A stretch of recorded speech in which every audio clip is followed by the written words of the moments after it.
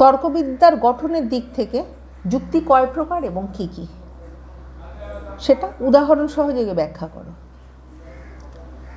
তর্কবিদ্যার গঠনের দিক থেকে যুক্তি হলো দুই প্রকার। প্রথমটা হলো অবরোহ যুক্তি আর দ্বিতীয়টা হলো আরোহ যুক্তি। প্রথমেই আমার জানা দরকার অবরোহ যুক্তি কাকে বলে বা অবরোহ যুক্তি বলতে আমরা কি বুঝি।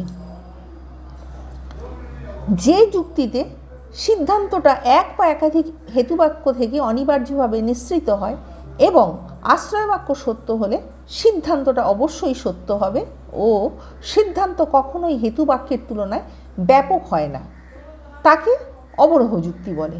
তাহলে পরিষ্কার বোঝা গেল যে এখানে দেখা যায় যে সিদ্ধান্তটা এক বা একাধিক হেতুবাক্য থেকে অনিবার্যভাবে নিঃসৃত হচ্ছে এবং আশ্রয় বাক্য সত্য হলে সিদ্ধান্তটা অবশ্যই সত্য হবে।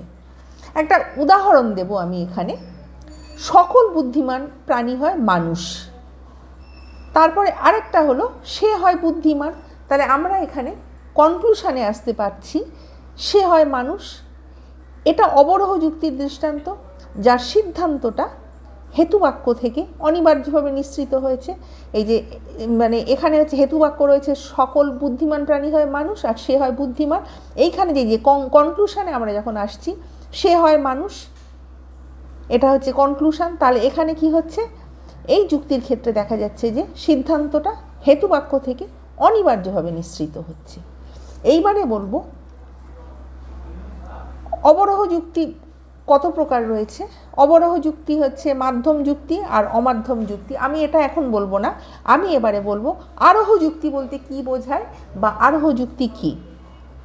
যে যুক্তিতে কয়েকটা বিশেষ বস্তু বা ঘটনা পর্যবেক্ষণ করে এবং প্রকৃতির একরূপতা নীতি ও কার্যকারণ নিয়মের উপর ভিত্তি করে একটি সার্বিক সংশ্লেষক বচন সিদ্ধান্তরূপে প্রতিষ্ঠিত করা হয় তাকে বলা হয় আরোহ যুক্তি।